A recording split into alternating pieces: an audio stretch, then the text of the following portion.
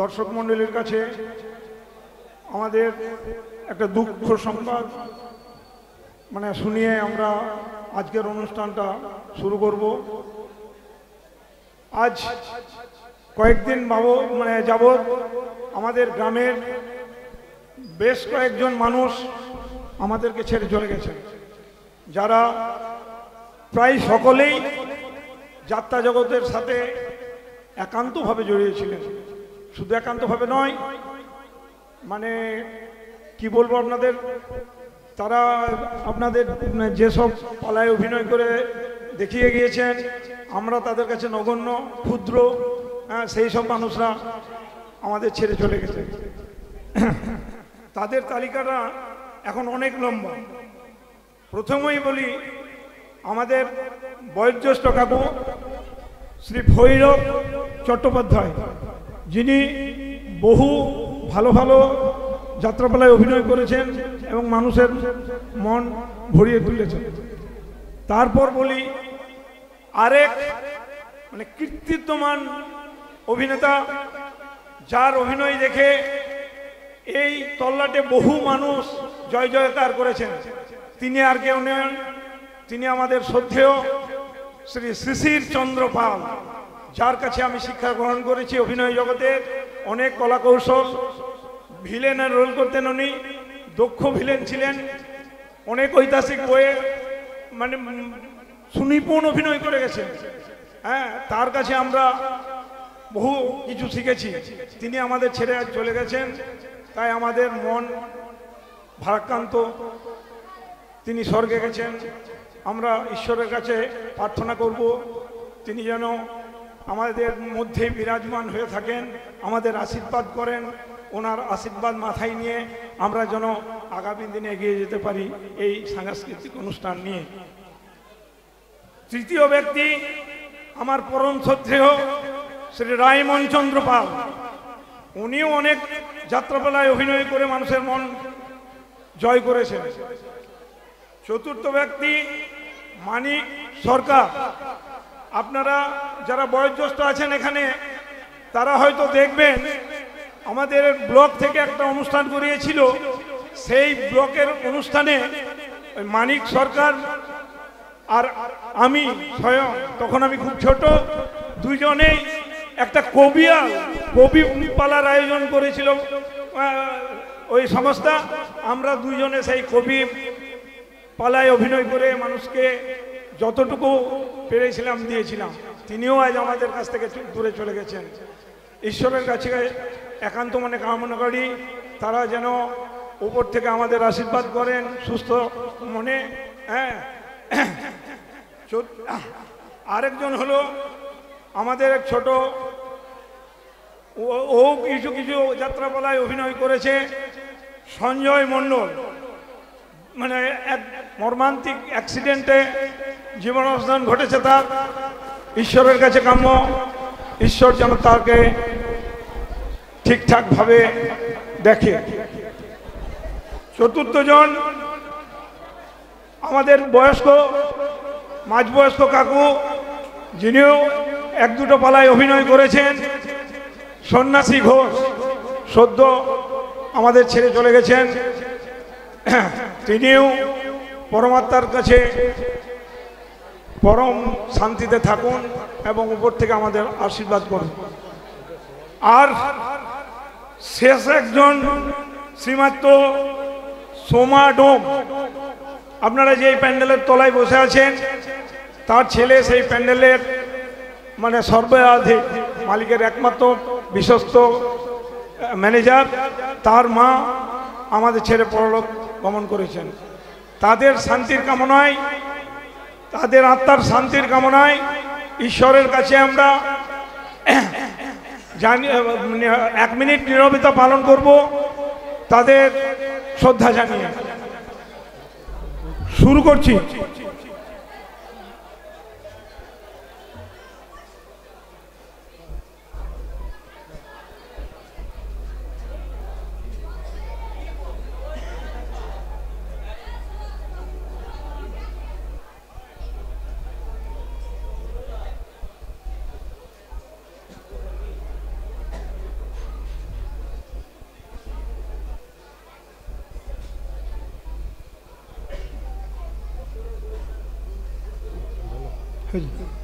হ্যাঁ, নিয়মাবলী শেষ হলো। নমস্কার, ধন্যবাদ।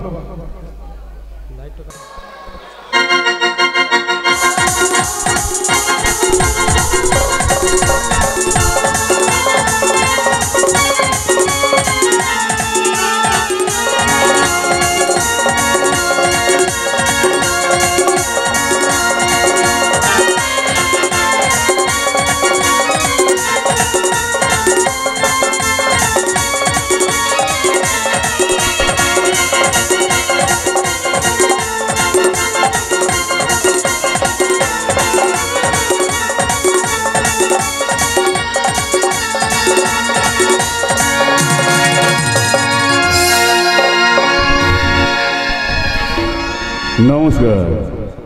পরম পুরুষ ঠাকুর শ্রী শ্রী রামকৃষ্ণদেব ও সারদা মায়ের পরম আশীর্বাদ মাথায় নিয়ে নাট্যাচার্য গিরিশচন্দ্র ঘোষের পদধূলি পাথেয় করে সম্মুখে মা মনসা ও ৩৩ কোটি দেবদেবীর চরণে ১০০ কোটি প্রণাম জানিয়ে উপস্থিত যাত্রামোদী দর্শকবৃন্দকে আন্তরিক প্রীতি, শুভেচ্ছা ও বুক ভরা ভালোবাসা জানিয়ে শুরু করতে চলেছি একালের সর্বশ্রেষ্ঠ সামাজিক যাত্রা পালা সিঁদুর পর্ব পুরুষ চায়।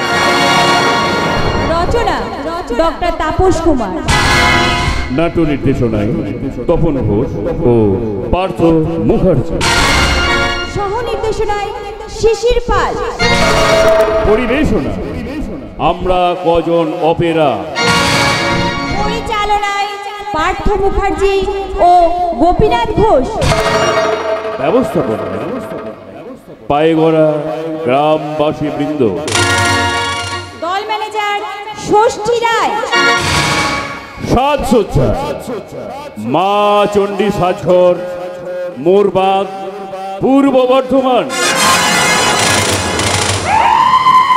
শুরু করতে চলেছে দিকে দিকে সারা জাগানো এক অশ্রু সজল সামাজিক যাত্রা পালা সিঁদুর পর্ব পুরুষ চায়।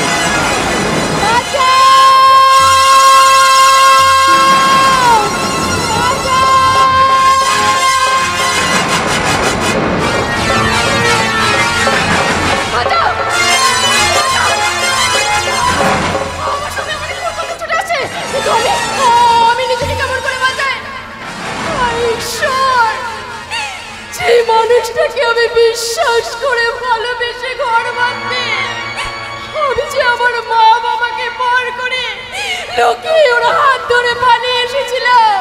জীবনের এই চরম ভুল থেকে আমি কেমন করে নিষ্কৃতি পাবো? দয়াময়, তুমি আমায় পথ বলে দাও। দয়াময়, তুমি আমায় পথ বলে দাও।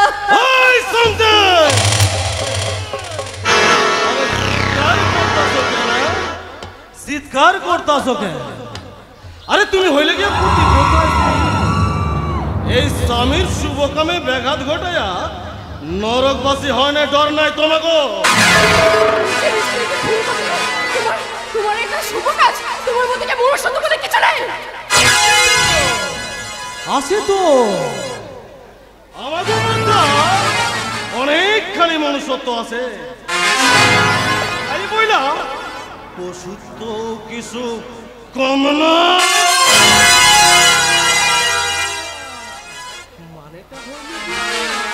মানেটা হয়ে তোমারে আজ খুন কইরা আমি যে ইন্স্যুরেন্সের মোটে ডেকে আদায় করব।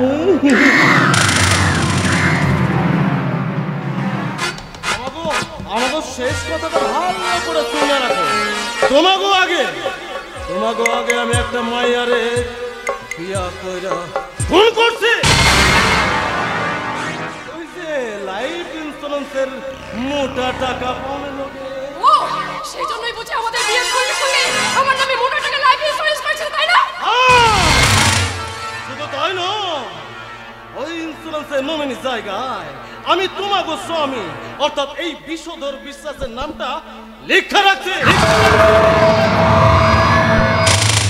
তাই তো আজ তোমারে খুন করা ওই ইন্স্যুরেন্সের মোটা অঙ্কের 5 লাখ টাকা আমি আদায় করব।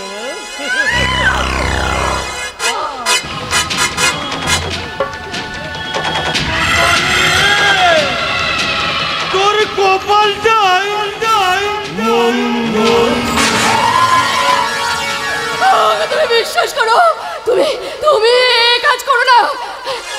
কারণ ভাব যে চাপা থাকে না, ধরা তো তুমি একদিন পড়বে। দোহাই তোমার, এই কাজ তুমি করো না, করো না। তোমার মনে ভয় ভয় বলতে কিছু নেই, কিছু নেই। আরে আছে তো, আছে তো, আমাকে মধ্যে অনেকখানি ভয় আছে। তাই বই না সাহসও কিছু কমে না।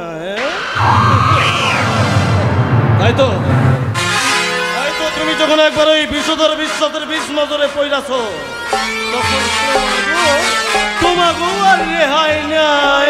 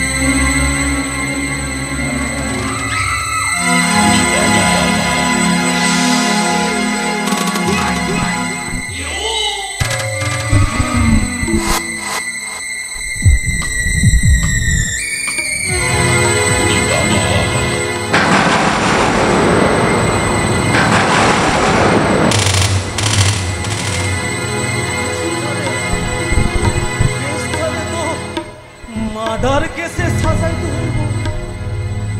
শান্তি শান্তি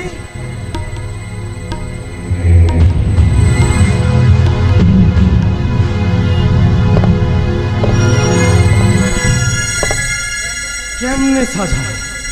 কেসটা মার্ডার কেসে আমি কেমনে সাজাই?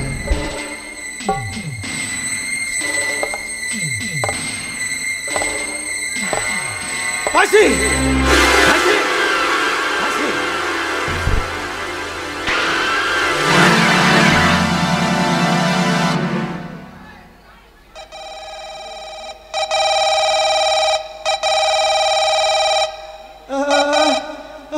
Hello, police station.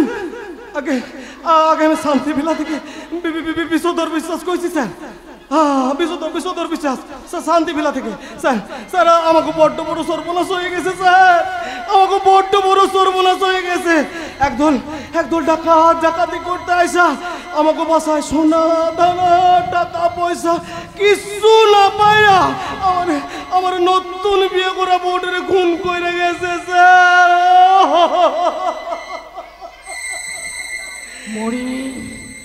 মরিনি বিষধর বিশ্বাস। তোমার বিষাক্ত ঝোল থেকে নিজেকে বাঁচাতে আমি এতক্ষণ মরার ভান করে পড়েছিলাম, কিন্তু এবার আমাকে পালাতেই হবে। শয়তান বিষধর বিশ্বাস, তোমার মিথ্যে কেসের সন্ধান কেউ কোনোদিনও পাবে না। তোমার মিথ্যে মার্ডার কেসের লাশের সন্ধান কেউ কোনোদিনও পাবে না, কোনোদিনও না, কোনোদিনও না, কোনোদিনও না।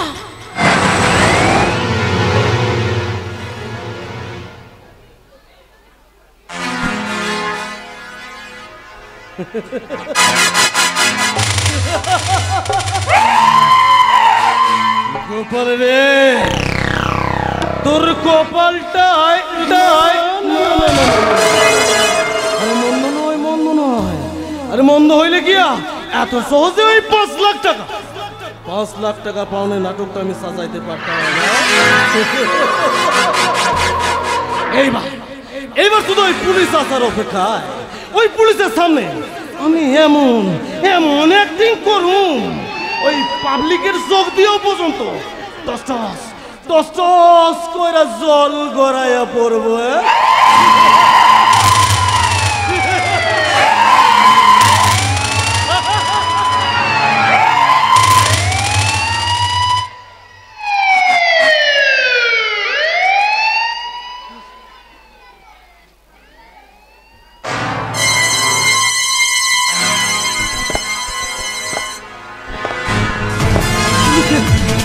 পুলিশের গাড়ির হর্ন বাজে।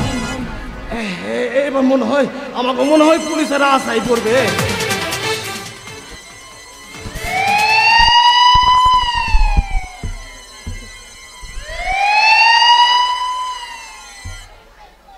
হ্যালো মিস্টার, কিছুক্ষণ আগে এই ফ্ল্যাট থেকে কি থানায় ফোন করা হয়েছিল?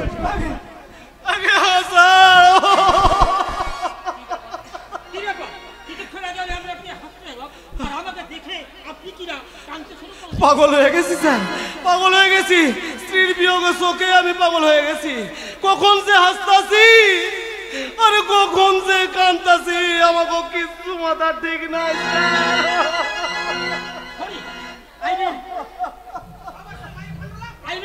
আপনি বিষধর বিশ্বাস। আগে হাসান, আমি হইলাম গিয়া বিষধর বিশ্বাস। দেখেন না দাস, দেখেন না একদল ডাকাতি করতে আসা আমাকে নতুন বিয়ে করা বউটারে খুন করে বলে গেছে স্যার। আসেন না স্যার, আসেন না, দেখেন না আমার শান্তি কেমন ছিল, শান্তিতে শুয়ে আছে।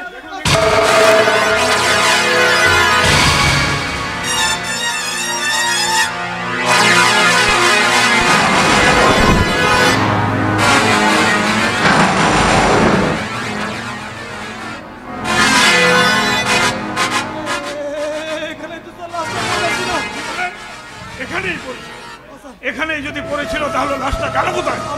আমাকে মনে হয় স্যার ওই ঢাকাতে উঠে নিয়ে বলে গেছে।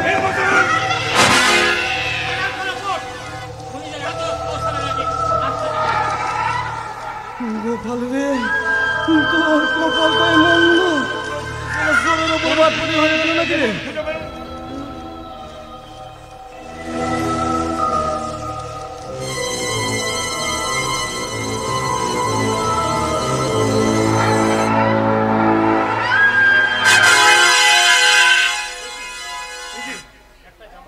এ তো মনে হচ্ছে একটা পাঞ্জাবির বোতাম। তার মানে খুনি যখন খুন করে তখন শান্তি দেবীর সাথে একটা ধস্তাধস্তি হয়েছিল এবং সেই কারণেই এই এই পাঞ্জাবির বোতামটা পাঞ্জাবি থেকে খসে পড়েছে।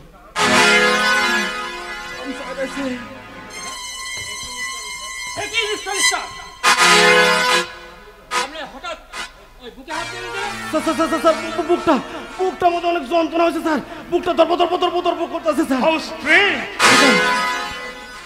আপনার পাঞ্জাবির বোতামের সাথে এই বোতামটার আশ্চর্য রকমের মিল দেখছি। বুক থেকে একটু হাতটা না স্যার, স্যার হাতটা সরালে স্যার আবার যন্ত্রণা শুরু হয়ে যাইব স্যার। আপনাকে সরাতে বলেছি।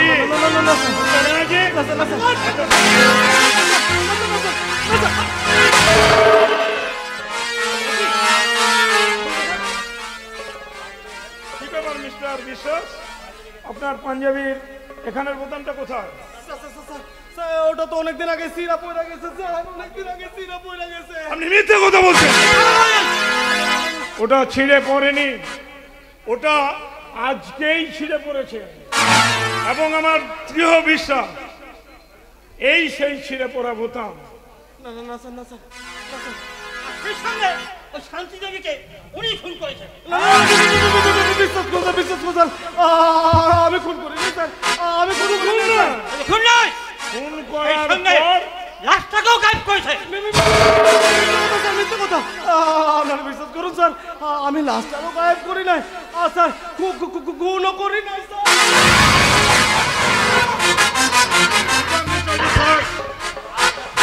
চেষ্টা করবেন না। তাহলে কিন্তু আমি গুলি করতে বাধ্য হব। যান যান মিস্টার ব্যানার্জি, ওনাকে অ্যারেস্ট করুন।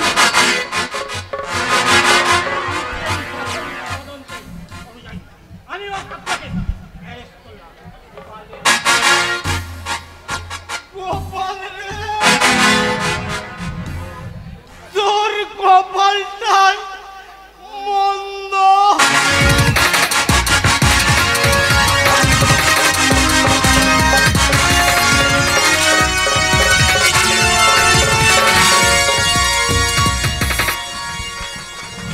7 বছর পর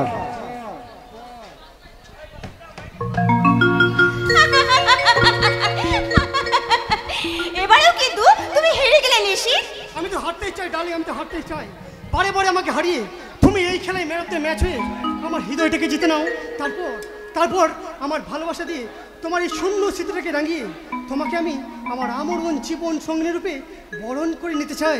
তোমার আমার চাপার স্বপ্ন খুব শীঘ্রই পূর্ণ হতে চলেছে নিশিত। দাদামণিকে আমি আমাদের সব কথা জানিয়েছি। দাদামণি কাল সন্ধ্যায় আমার বার্থডে পার্টিতে আমাদের বিয়ের ব্যাপারটা অ্যানাউন্স করবেন বলেছে। Exactly so my darling. কিন্তু আমি যে বিশ্বাস করতে পারছি না প্রিয়া, তোমার দাদামণি এত সহজে আমার মতন একটা ছেলের সাথে। সাধারণ নয় এক না, অসাধারণ না হলো সাধারণ কিন্তু তুমি নও। বিয়া আমার একমাত্র আদরের বউ, আর ওর সুখের জন্য আমি সবকিছু করতে প্রস্তুত। দাদামণি, তুমি আমাকে এত এত এত ভালোবাসো, সেই জন্যই বোধহয় বারবার অন্যায় আবদার করে আমি তোমাকে বিব্রত করে তুলি, তাই না? আরে পাগলি না, বরুণের নিশিতকে বিয়ে করতে চেয়ে তুই আমার কর্তব্যের ভারটা অনেকটা হালকা করে দিয়েছিস। কোনো কিন্তু নয়, আজ থেকে আমার একমাত্র বোনকে ভালোবেসে বিয়ে করার দায়িত্ব তোমার, আর তোমাকে এই সমাজে প্রতিষ্ঠা করবার দায়িত্ব আমার। না দাদামণি, আমি এমন একজনকে আমার জীবন সাথী হিসেবে পেতে চাই যে সম্পূর্ণ সৎ পথে একেবারে নিজের চেষ্টায় সমাজে প্রতিষ্ঠা লাভ করার চেষ্টা করবে, এবং আমার বিশ্বাস নিশিত তা নিশ্চয়ই পারবে। কি পারবো নিশিত? পারবো প্রিয়া, পারবো। তুমি পাশে থাকলে আমি সব কিছু পারবো। তুমি তো আমার জীবন পথের একমাত্র দিশারি, আর তুমি আমার জীবনের একমাত্র প্রেরণা। তাই তো আমার এই বাকি জীবনটা তোমার হাত ধরে অতিক্রম করতে চাই প্রিয়া। তাহলে তোমরা নতুন জীবনে প্রবেশের জন্য মানসিকভাবে প্রস্তুতি নাও। আমি কালী বিয়ার বার্থডেতে তোমাদের বিয়েটা পাকাভাবে ঘোষণা করবো। আবার স্যার কেন নিশিত, তুমি আমার কোম্পানি ম্যানেজার হলো, আজ থেকে তুমি আমার হবু ভগ্নিপতি। জন্মদিন পার্টিতে তোর হবু ভগ্নিপতি কিন্তু আমি আমন্ত্রণটা করলাম না, ওটা কিন্তু তুই করিস, কেমন? বাই। সেটা অনেক আগেই সারা হয়ে গেছে দাদামণি। নিশিত, আজ আমি ভীষণ ভীষণ ভীষণ খুশি। জীবনে আমি যখন যা চেয়েছি তাই পেয়েছি, তাই তোমাকে পাওয়া আমার ব্যর্থ হবে না, কোনো দিনও না। তাই চাই প্রিয়া, আমি তো তাই চাই। তাই তো তোমার এই আমার ভালোবাসা দিয়ে গড়ে তুলবো এক সুন্দর সুখের পৃথিবী, আর সেই পৃথিবীর মাঝে থাকবে শুধু সুখ, হাসি আর আনন্দ। আর সেই হাসি আনন্দের মাঝে তুমি আর আমি দুজনে দুজনের হাতে হাত রেখে গাইবো, ऐसी दीवानगी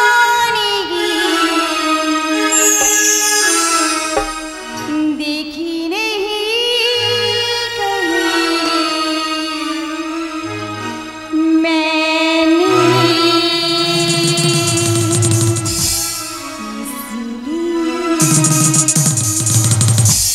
जाने जा दीवाना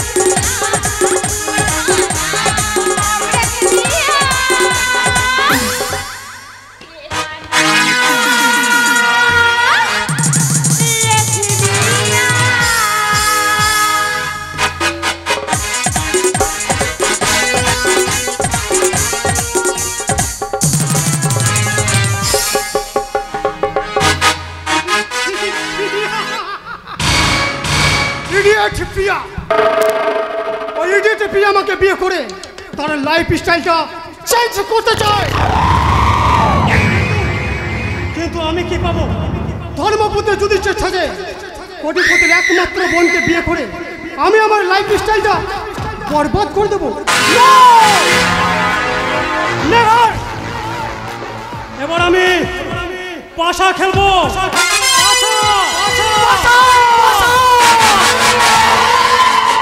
আর সেই পাশার গুটি হবে ওই প্রিয়া, আর পাশার বাজি করবো লাহরিয়ান কোম্পানির 50% শেয়ার।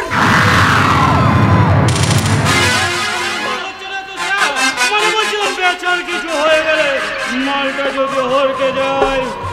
আরে হরকাবে না পল্টু, হরকাবে না, ওই হরকাবে না। শোন এদিকে, শোন পল্টু, শোন শোন প্রেমের ডাটা যেভাবে লড়কে আছে না, ও মাল সহজে হরকাবে না, বুঝলি? দাদা যদি হরকে যায়, মনে বলছিল বোনের ওপর কোন সৌরভ কোম্পানি 50% শেয়ার দিতে যদি অস্বীকার করে, পারবে না, পারবে না। ওই অনন্তলার একমাত্র বোনকে অন্ধের মতো স্নেহ করে, তাছাড়া বোন যদি ওই আকাশের চাঁদ চায়, মিস্টার লাহিড়ী তার বোনের জন্য হয়তো আকাশেও পাড়ি দিতে পারে,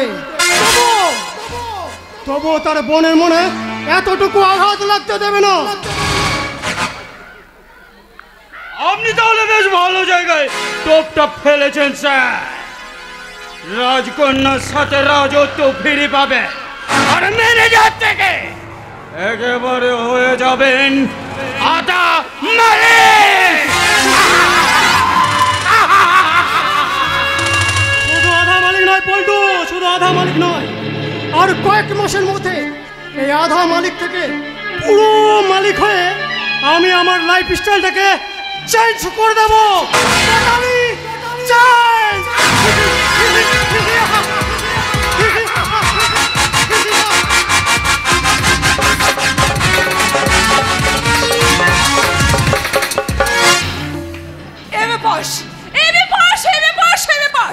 ভাই এবে পাস করবে, সেই আনন্দে মিনসের চোখে ঘুম নেই। আমি ওই মিনসেটাকে পই পই করে বললাম যে ভাইদের পড়ার পেছনে এভাবে জলের মতো টাকা খরচ করো না, কিন্তু কে শুনে আমার কথা? যদি আমি নিজের মায়ের পেটের ভাই হতো তাহলে কথা ছিল সৎ ভাইদের জন্য শুধু শুধু এতগুলো টাকা। ভবানী, ইন্দ্র অমর যদি আমার আপন ভাই হতো তাহলে কোনো চিন্তাই থাকতো না। ওই সৎ সত্যটা বসে আছে বলেই আমার বড় ভয় হয়। ওই সৎ সত্যটাকে আদর্শচ্যুত হয়ে আমি যদি ইন্দ্র আর অমরকে মানুষ মতো মানুষ করতে না পারি, তাহলে তাহলে আমার মা বাবা আমার যে স্বর্গ থেকে অভিশাপ দেবে। কথা শুনলে গা চলে যায়। বলি ভাইদের জন্য যে এত কিছু করছো, সেই ভাইরা যখন দু হাত ভরে রোজগার করবে তখন কি তোমায় বসে বসে খাওয়াবে? বসে বসে না খাওয়ালেও তার এই দাদার কর্তব্য থেকে আমার কখনো ভাইরা বঞ্চিত হবে না ভবানী। হ্যাঁ, সেই আশাতেই থাকো, আর ভাইদের পেছনে জলের মতো টাকা খরচ করে নিজের সর্বশান্ত হও, গা চলে যায়।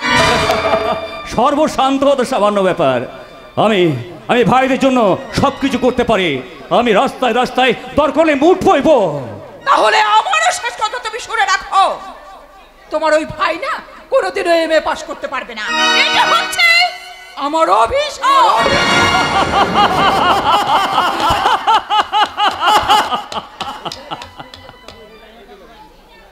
উদ্দেশ্য যদি মহৎ হয়, অসতের অভিশাপ সেখানে আশীর্বাদ হয়ে ঝরে পড়ে।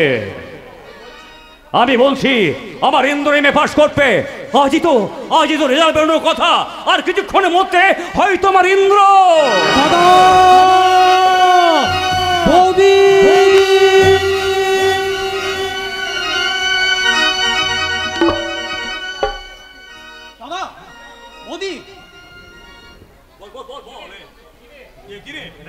এমন আনন্দে আর তুই ছুটে আসছিস কেন? ছোট আসছি গো, ছোট আসছি। আমার ইন্দ্র আসছে। হ্যাঁ রে, হতবাক এমএ পাস করেছো তো। আচ্ছা দাদা, কেউ পাস না করলে কি আর এমন দু হাতে মিষ্টি বিলি করে? কি বললি? আমার ইন্দ্র গ্রামের মানুষ মিষ্টি নিয়ে এসেছে। শুনছো ভবানী? আমার ভাই গ্রামের জন্য মিষ্টি নিয়ে এসেছে। পরের ক্ষণে পোদ্দারি করতে না সবাই পারে, গা চলে যায়। ওর কথা থাক খবর। আমি নিজে গ্রামে মানুষজন মিষ্টি নিয়ে আসবো। আর কেনই বানবো না? আমার ভাই এই গ্রামে প্রথম এমএ পাস করেছে, এই গ্রামে প্রথম। বাঁচবো ভালো, রাখবো ভরে, হে জীবন হাসি গানে, তাই মনে হয় আজকে বুঝি নেমে এলো স্বর্গ এখানে।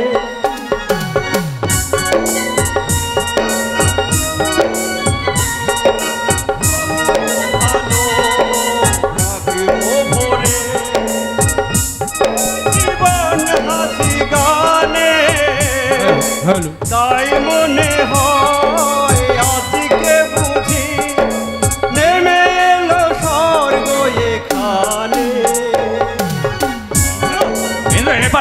ভাই তোমার আর বৌতির প্রাণ ঢালা আশীর্বাদে আমি প্রথম বিভাগে মানে এমএতে ফার্স্ট হয়েছি।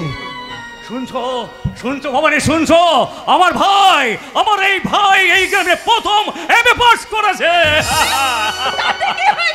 সেই আনন্দে কি আমি থেই থেই করে নাচবো? বৌদি, আরে বাবা, থেই করে নাচতে না পারো, ওর পাস করার দুঃখে একটু মরা কান্না তো কানতে পারো। কথা ছেড়ে দেখো না, একেবারে চলে যায়। বড়দার কথায় কিছু মনে করো না বৌদি। থাক, তোকে আর দাদার হয়ে উকালতি করতে হবে না।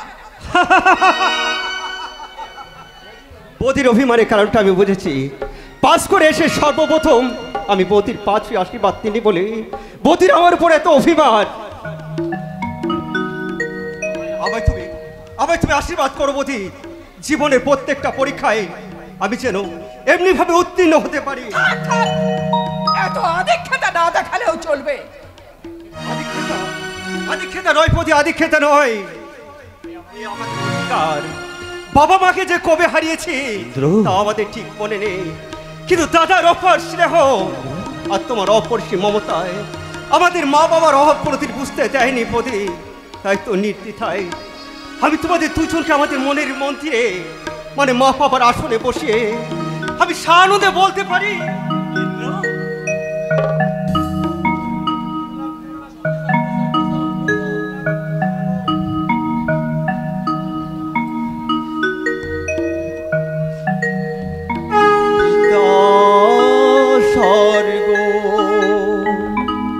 পিতা ধর্ম,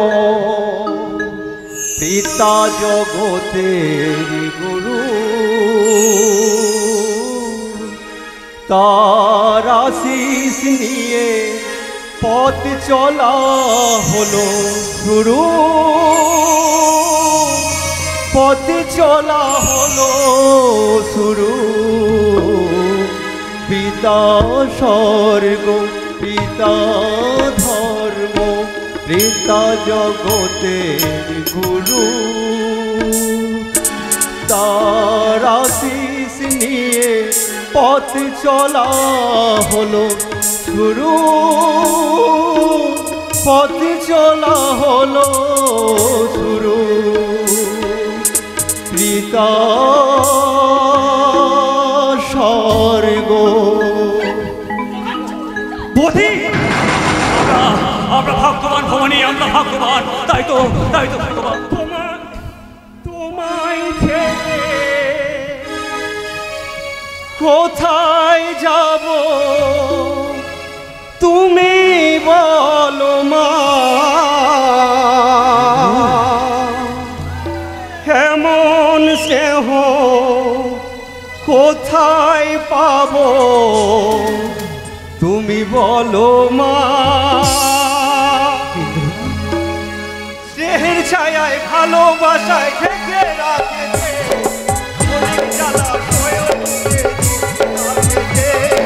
স্নেহের ছায়ায় ভালোবাসায় ঢেকে রাখেছে, অনেক জ্বালা সয়েও বুকে জড়িয়ে রাখেছে।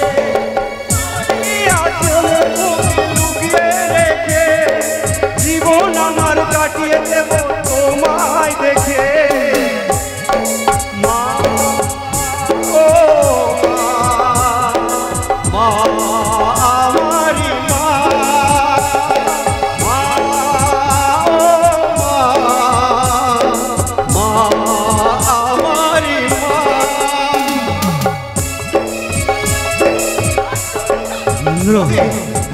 আমরা আমরা ভাগ্যবান ভবানী, আমরা ভাগ্যবান। তাই তোমাদের ভগবান সন্তান না দিলেও সন্তানের সুখ থেকে আমাদের বঞ্চিত করেনি। তোকে আধিক্যতা দেখাতে হবে না। শোন ইন্দ্র, আমি তোকে পরিষ্কার করে বলে দিচ্ছি, তোর এমএ পাস করাতে তোর দাদার বাজারে কিন্তু অনেক দেনা হয়ে গেছে।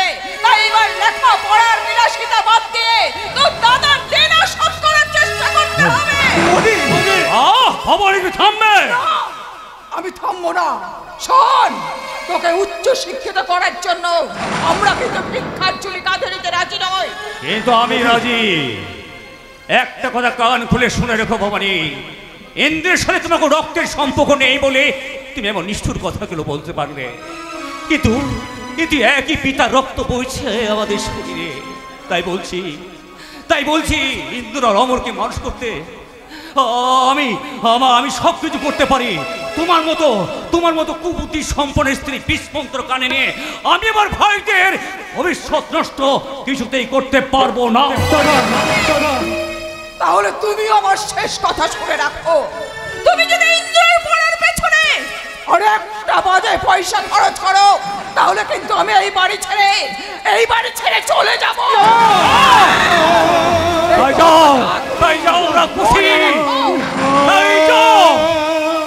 আমি পরম নিশ্চিন্তে গঙ্গা জল ছুটিয়ে তোমার স্পর্শে এই অপবিত্র সংসারটাকে আবার আমি পবিত্র করে নেব।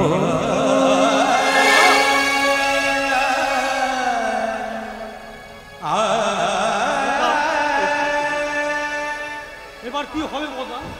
তাহলে কি ছোটদার পড়া বন্ধ হয়ে যাবে? এ কি বলছিস রে? আরে তোদের বৌদির কথাটা কত বড় হলো, আমার কথা কিছু মূল্য নেই। তোমার আদেশ আমার কাছে যে ভগবানের আদেশ দাদা, কিন্তু বৌদি যে দিব্যি দিয়ে গেল, তারপর তোমার সে আদেশ আমি পালন করতে পারবো না দাদা। তুমি আমায় ক্ষমা করো দাদা, তুমি আমায় ক্ষমা করো। তাহলে আমার শেষ কথা শুনে রাখ, হয় তোকে উচ্চ শিক্ষার জন্য শহরে যেতে হবে, নয়তো এই মুহূর্তে এই বাড়ি ছেড়ে চলে যেতে হবে।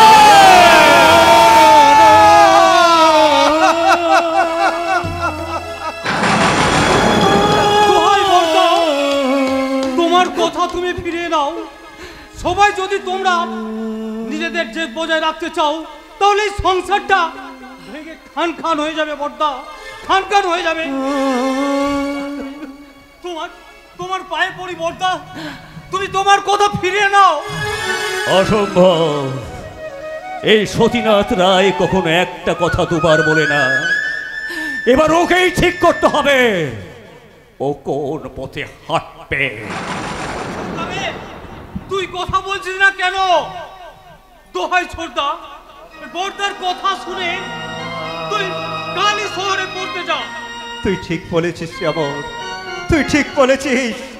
বড়দার আদেশ মাথায় নিয়ে কালই আমি উচ্চ শিক্ষার।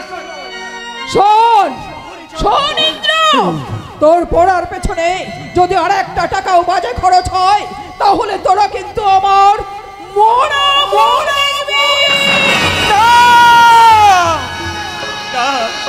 দাদা, এই সংসার মন্দিরে তোমার মতো দেবতার পাশে আমার ওই বৌদিরূপী দেবীমাকে রাখতে আমার এই উজ্জ্বল ভবিষ্যৎটাকে আজ আমি দুপায়ে মারিয়ে এই মুহূর্তে আমি বাড়ি ছেড়ে চললাম।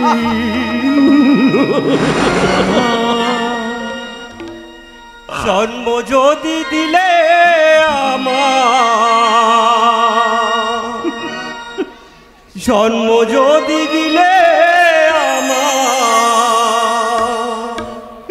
সুখ দিলে না কেন? কি পাপ আমি করেছিলাম দয়া তুমি বলো। জন্ম যদি দিলে আমার, জন্ম যদি দিলে আমার, সুখ দিলে না কেন? কি পাপ আমি করেছিলাম দয়া তুমি বলো।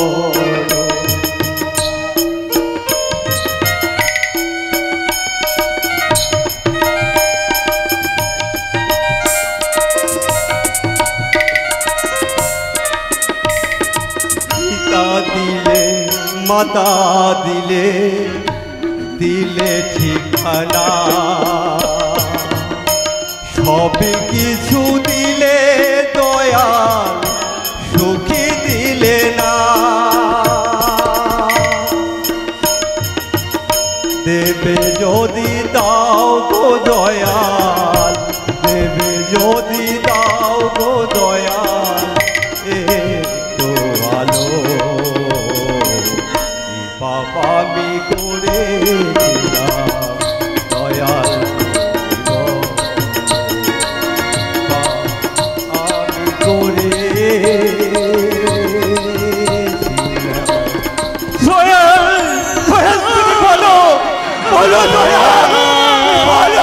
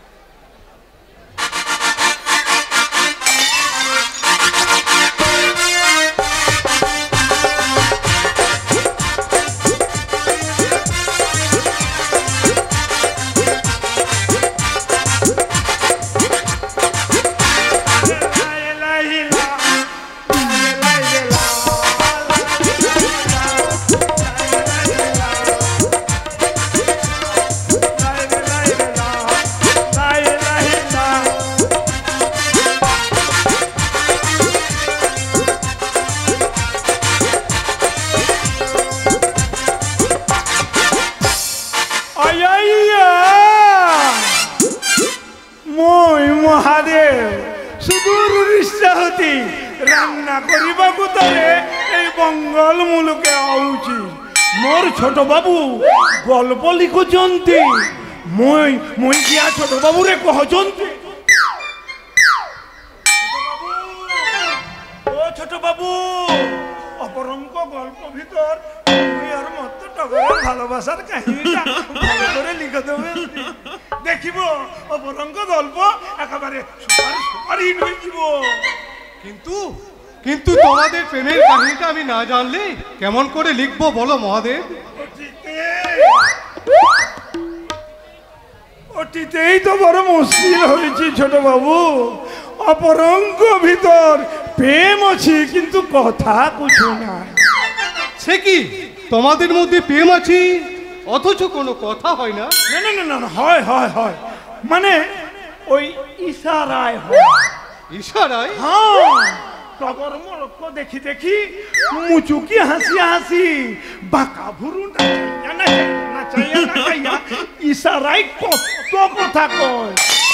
মুই ভি গোটা আখি বন্ধ করি এই গোটা আখির ইশারায় কয়। সে কি মহাদেব, তুমি এভাবে জিভ কাটলে কেন? ওই যে না কমুনি মত বড় লাজ লাগুছি। কি এইভাবে তুমি লাজ করলে কিভাবে প্রেম করবে?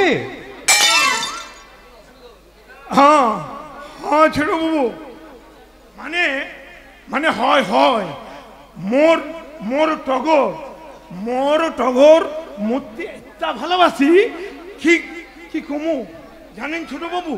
মুই একদিন গোটাই স্বপ্ন দেখিনু টগর মত বাহা করি ওই হানিমুন করিবাকু তরে দার্জিলিং বেড়াতে যাচ্ছি।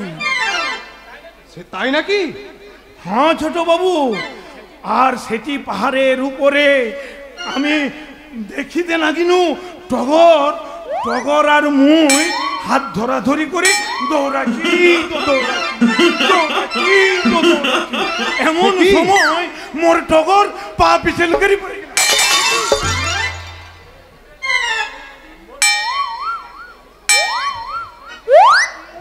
টগর মোর টগর পাহাড়ের উপর গড়াতি গড়াতি গড়াতি গড়াতি গড়াতি গড়াতি কোথায় যে হারাইয়া গেলা।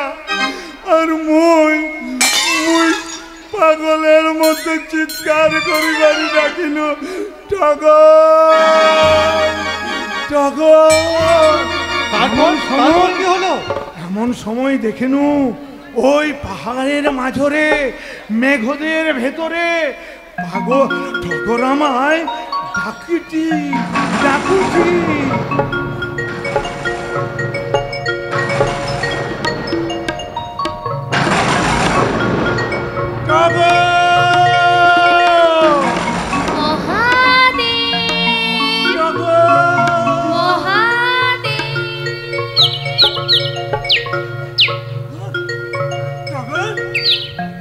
তুই আছি টগর? তোর কিছু হয়নি তো টগর? হবে কি করে? হবে কি করে? মুই তোরে কত ভালোবাসি টগর, কত ভালোবাসি। আর ভালোবাসা তোরে তোরে কি কইতে ইচ্ছা টগরে মগতরে তু আরে টগতরে মু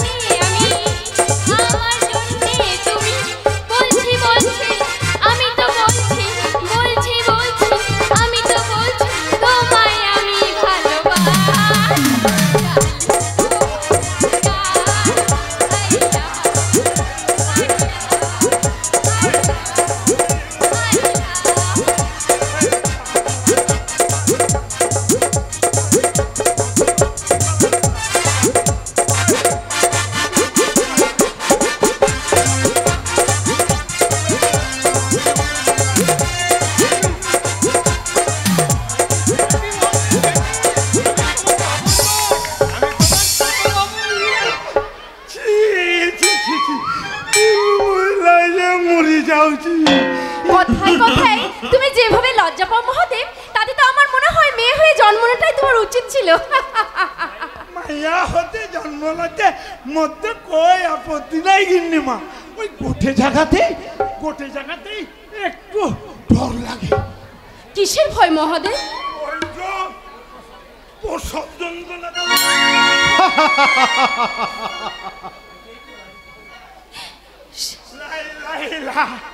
লাইলে লাইলে লা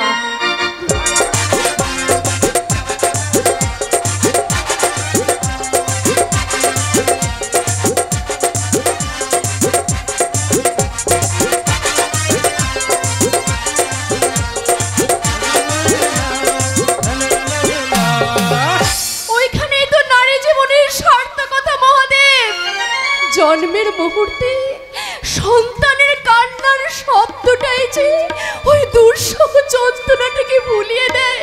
কিন্তু এমনই হতভাগিনী আমি যে সান্ত্বনা, সেই সহানুভূতিটুকু ওই ঈশ্বর আমায় আজও দিলেন না, আজও দিলেন না। মহাদেব না বুঝেই হয়তো এই কথাটা তোমায় বলে ফেলেছি। তুমি তুমি ওর কথাই কিছু মনে করো না বৌদি। ওকে ওকে তুমি ক্ষমা করে দিও বৌদি। না না ঠাকুরপো, ক্ষমা নয় ঠাকুরপো, ক্ষমা নয়। না জানি কত শত অপরাধ এই জীবনে আমার জমা হয়ে আছে, না জানি আর কত কাল এভাবে আমাকে জীবনের মধ্যে থাকতে হবে। একটু মা ডাক শোনার জন্য। কি বৌদি, তুমি সারাটা জীবন কেন বৌদি তোমার এই অতভাগ্য সন্তানের মুখের মা ডাক বুঝি তোমার হৃদয়ে তৃপ্তির আনন্দ এনে দিতে পারে না বৌদি? কি বললে তুমি? ঠিকই বলছি বৌদি। নাইবা দিলে গর্ভে, নাইবা ধরলে, নাইবা দিলে সন্তান স্নেহে